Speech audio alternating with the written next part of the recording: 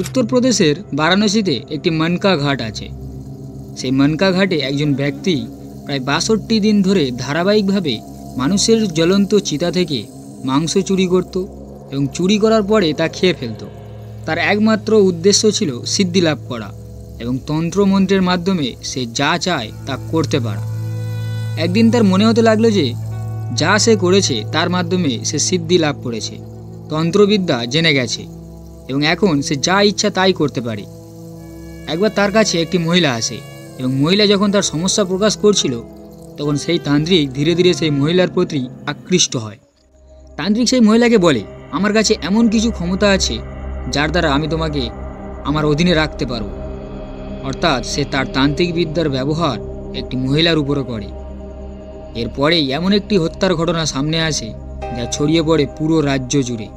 যখন মানুষ এই ঘটনার ব্যাপারে জানতে পারে তখন শুধু সম্পর্কের মর্যাদাই ক্ষুণ্ণ হয় না, বরং অনেক নিষ্ঠুর মুখও মানুষের সামনে প্রকাশিত হয়। তো কিভাবে শুরু হয়েছিল গল্পটি আর কারই বা হত্যা হয়েছিল জানবো এই ভিডিওতে। তো চলুন শুরু থেকে শুরু করা যাক দেশ দুনিয়ার রহস্যময় অপরাধের গল্পগুলো। রাজস্থানের একটি জেলা আছে ঝুনঝুনু। সেই জেলার একটি থানা পাচেরিকালা। পাচেরিকালা থানার অন্তর্গত গ্রাম হলো ভালোট। আমি কথা বলছি ১ এপ্রিল ২০২৪-এর। সেদিন সকালে প্রায় ৬টার সময় এক বৃদ্ধা মহিলা, যার বয়স প্রায় ৬৭ বছরের কাছাকাছি হবে, যার নাম ভাতেরা দেবী, ভোর ৬টার সময় সে তার স্বামী, যার বয়স প্রায় ৭০ বছর, নাম ভানারাম জাট, তার জন্য চা বানিয়ে নিয়ে যায়। সে অনেকবার ডাক দেয় কিন্তু ভানারাম জাট কোনো উত্তর দেয় না। উত্তর না পেয়ে তার স্ত্রী ভয় পেয়ে যায়। বয়স্ক লোক বৃদ্ধ মহিলাটি চায়ের বাটিটা মাটিতে রেখে দেয় এবং খাটে শুয়ে থাকা তার স্বামীকে জাগানোর চেষ্টা করে। স্বামীকে জাগানোর চেষ্টা করার সময় তার চোখ খাটের নিচে চলে যায়। সেখানে চারিদিকে রক্ত ছড়িয়েছিল। রক্ত দেখে বৃদ্ধ মহিলাটি জোরে জোরে চিৎকার করতে শুরু করে। তার চিৎকার যতদূর পৌঁছায় ততদূর পর্যন্ত লোকেরা চলে আসে সেখানে। কিছুক্ষণের মধ্যেই ভালোট গ্রামের লোকজন সেখানে ভিড় করে এই ঘটনা দেখার জন্য। ৭০ বছর বয়সে এই বৃদ্ধ লোকটি ২০১৪ সালে পোস্টমাস্টারের পদ থেকে অবসর নিয়েছিলেন এবং গ্রামে থাকাকালীন চাষবাস করতেন। এক ছেলের আগেই মৃত্যু হয়েছে আর দ্বিতীয় ছেলে গ্রামে শ্রমিকের কাজ করত। কিন্তু সেই বৃদ্ধ লোককে কেন হত্যা করা হয়েছিল এবং কে তা করেছিল তা পুরো গ্রামে আলোচনার বিষয় হয়ে দাঁড়ায়। গ্রামে সবাই জানতে চাইছিল ৭০ বছরের কাছাকাছি বয়সের একটি বৃদ্ধের সঙ্গে কার এমন শত্রুতা থাকতে পারে। কিছুক্ষণের মধ্যেই খবর পুরো গ্রামে এবং আশেপাশের এলাকায় ছড়িয়ে পড়ে। সঙ্গে সঙ্গে খবর পৌঁছায় পাচেরিকালা থানায়। থানার এসএইচও রাজপাল যাদব তার পুরো দল নিয়ে সেই গ্রামে পৌঁছে যান। তারা সেখানে গিয়ে তদন্ত শুরু করে। মৃতদেহটি নিজেদের হেফাজতে নিয়ে ময়নাতদন্তের জন্য পাঠায়। প্রাথমিকভাবে এমন মনে হচ্ছিল যে কোনো ভারী বস্তু দিয়ে আঘাত করার কারণে অতিরিক্ত রক্তক্ষরণে বৃদ্ধের মৃত্যু হয়েছে। তবে যখন ময়নাতদন্তের রিপোর্ট আসে তখন জানা যায় যে বৃদ্ধ ব্যক্তিকে কেউ গুলি করেছে, তাও আবার সঠিক নিশানা। একটিমাত্র গুলিতে সেই বৃদ্ধ ব্যক্তির মৃত্যু হয়। দেখে মনে হচ্ছিল কোনো পেশাদার শুটার এই ঘটনাটি ঘটিয়েছে। এরপর পুলিশ ঘটনার রহস্য সামনে আনার জন্য পরিবারের বিভিন্ন সদস্যদের থেকে শুরু করে যাদের সঙ্গে লেনদেন ছিল তাদের সবাইকে একে একে জিজ্ঞাসাবাদ করতে থাকে। কিন্তু দিনের পর দিন চলে যায়, পুলিশের কোনো সাফল্য আসে না। পরে পুলিশ পরিবারের সদস্যদের পুনরায় জিজ্ঞাসাবাদ শুরু করে। আর একটি ছোট ছেলে, সেই বৃদ্ধের নাতি, তাকে জিজ্ঞাসাবাদ করা হয়। সেই ছেলে বলেছিল যে সে নিজেই গুলির আওয়াজ শুনেছে, কিন্তু বাড়ির লোকজন তার কথায় বিশ্বাস করেনি। সে তার মাকেও বারবার বলেছিল, মা, দাদার দিক থেকে গুলির আওয়াজ এসছে, মনে হচ্ছে দাদাকে কেউ গুলি করেছে। ছেলে বারবার তার মাকে এই কথা বলছিল, কিন্তু তার মা এটি গুরুত্ব দিয়ে নেয়নি। যখন পুলিশ ছেলেটির কথা শুনল তখন তার মা মানে মঞ্জুর কাছে গেল। পুলিশ তাকে জিজ্ঞাসা করলো, মঞ্জু, যখন গুলি চলল তখন তুমি কোথায় ছিলে এবং তুমি কেন কোনো প্রতিক্রিয়া দেখাওনি? মঞ্জুকে প্রশ্ন করা হলে সে ঠিকঠাক উত্তর দিতে পারছিল না। ফলে পুলিশ মঞ্জুকেই সন্দেহ করতে থাকে যে এই মহিলা, যার নাম মঞ্জু, সে ওই বাড়ির বউ ছিল, অর্থাৎ মৃত ব্যক্তি ভানারাম জাটের ছোট ছেলে রোহিতাসের স্ত্রী। অবশেষে যখন পুলিশ তাকে কঠোরভাবে জিজ্ঞাসা শুরু করে তখন সে এমন চমকে দেওয়ার মতো তথ্য সামনে আনে যেটা শুনলে আপনারাও অবাক হয়ে যাবেন। আসলে ১৯৯৯ সাল থেকে মঞ্জু তার শ্বশুরের সঙ্গে অবৈধ সম্পর্ক ছিল। তারা একই বাড়িতে থাকতো এবং যখন শ্বশুর পোস্টমাস্টার হিসেবে কাজ করছিলেন তখন থেকেই তাদের এই সম্পর্ক গড়ে ওঠে। সময়ের সঙ্গে সঙ্গে মঞ্জুরও শ্বশুরের প্রতি চাহিদা বাড়তে থাকে। ভানারাম জাট তার স্ত্রীকে কম আর পুত্রবধূকে তার পুরো বেতন দিয়ে দিত। সে তার সমস্ত শখ পূরণ করত এবং কখনও তাকে কোনো কষ্ট দিত না। সে সর্বদা চেষ্টা করত তাকে যতটা সম্ভব সুখী রাখতে। বাড়িতে সব কিছুই ঠিকঠাক চলছিল এবং এ সম্পর্কে কেউ কিছুই জানতে পারেনি। 2014 সালে হঠাৎ করে মঞ্জুর কিছু পার্সোনাল সমস্যা দেখা দেয় এবং সে তার বাবার সঙ্গে এই নিয়ে কথা বলে। তার বাবা তাকে জানান যে পার্শ্ববর্তী গ্রামে নিজামপুরে বাস করা মানসিং ওরফে ফৌজি জট একজন তান্ত্রিক, যিনি সিদ্ধি লাভ করেছেন এবং তন্ত্রমন্ত্রের জ্ঞান রাখেন। সে যদি এই বাবার কাছে যায় তাহলে তার সমস্যার সমাধান হতে পারে।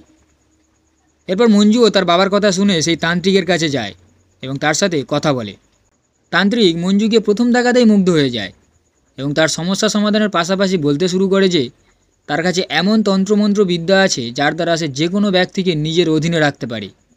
এই কথা শুনে মঞ্জুও তাকে জিজ্ঞাসা করে, তুমি কি আমাকেও তোমার অধীনে রাখতে পারবে?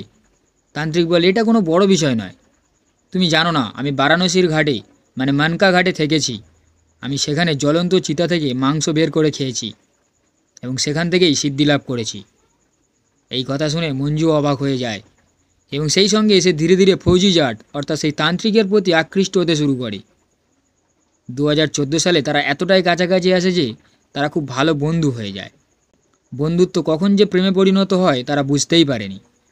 সেই সময় মঞ্জুও তার জন্য হরিয়ানার নারনোল এলাকায় থাকার ব্যবস্থা করে দেয়। এরপর মঞ্জু চিকিৎসার অজুহাতে বা অন্য কোনো কাজের জন্য ফৌজি জাটের বাড়িতে যেত এবং 3-4 দিন পর্যন্ত সেখানে থাকত। এরপর সেই তান্ত্রিক মঞ্জুর বাড়িতে আসা যাওয়া শুরু করে। এভাবে তাদের মধ্যে ঘনিষ্ঠতা আরও বাড়তে থাকে। এই সম্পর্কের কথা মঞ্জুর শ্বশুর ভানারাম জাট জানতে পারে। একদিন সে তাদের এমন অবস্থায় দেখে যে সে প্রতিবাদ করতে শুরু করে। তবে মঞ্জু স্পষ্ট বলে দেয় যে মানসিংয়ের বাড়িতে আসা যাওয়া চলতে থাকবে এবং তা বন্ধ হবে না। কিন্তু যতই মানসিংয়ের গুরুত্ব বাড়তে থাকে ততই শ্বশুরের গুরুত্ব কমতে থাকে। এতে শ্বশুরও রাগান্বিত হয়ে যায়। ভানারাম জাটের ভালো পেনশন আসতো, তাই সে মঞ্জুকে বলে সে আর কোনো টাকা দেবে না, তার সমস্ত খরচ বহন করা সে বন্ধ করে দেবে। এই কথা শোনা মাত্রই মঞ্জুর রাগ বেড়ে যায়। সে তার সমস্যার কথা মানসিং জাট ওরফে ফৌজি জাটের সঙ্গে আলোচনা করে। ফৌজি তাকে বলে, ঠিক আছে, আমরা এর একটি সমাধান খুঁজে বের করব। এবং সেই সমাধানটাই ছিল ভানারাম জাটকে খুন করা। ভানারাম জাটের বয়স তখন প্রায় 70 বছর। তান্ত্রিক এরপর বিহারে তার এক বন্ধুর সাথে দেখা করতে যায়, যার নাম ছিল জিতেন্দ্র। সেই বন্ধুর সঙ্গে আলোচনা করে সে বলে যে 70 বছরের এক বৃদ্ধকে হত্যা করতে হবে এবং এমনভাবে হত্যাটা করতে হবে যাতে কেউ কোনো কিছু জানতে না পারে। বিজেন্দ্র তাকে আশ্বস্ত করে এবং বলে যে তার কাজ হয়ে যাবে। এরপর 2 শুটারের ব্যবস্থা করা হয়। একজন শুটারের নাম ছিল অমিত, অন্যজনের নাম ছিল ছোটু। তাদেরকে একটি ফোনে লোকেশান পাঠানো হয় এবং সেই লোকেশান পাঠানোর কাজ আর কেউ নয় বরং মঞ্জু নিজেই করেছিল। 31শে মার্চ 2024 রাতের ঘটনা। শুটাররা নির্দিষ্ট লোকেশান অনুযায়ী বাড়িতে পৌঁছায়। তাদের দেখানো হয় ঠিক কোথায় শ্বশুর ভানারাম জাট শুয়ে আছেন। শ্বশুর রাতের খাবার খেয়ে ঠিকঠাক ছিলেন এবং চারপাইতে শুয়ে পড়েছিলেন। এই সময় শুটাররা এসে গুলি চালায় এবং প্রায় 70 বছর বয়সী ভানারাম জাটকে হত্যা করে। মঞ্জুর ছেলে বারবার তার মাকে বলছিল, মা, হয়তো আমাদের বাড়ির ভেতরে গুলি চলেছে, কিছু একটা ঘটেছে। কিন্তু মঞ্জুর তার ছেলের কথা গুরুত্ব দেয়নি, কারণ সে জানতো এই গুলিটা কে চালিয়েছিল। যদি সে গুরুত্ব দিত তাহলে হয়তো এই মামলা আরও কিছুটা দীর্ঘদিন চলতে পারত। কিন্তু যেমনটা বলা হয়, যতই চাতুরতার সঙ্গে অপরাধ করা হোক না কেন, অপরাধ কখনো লুকিয়ে থাকে না।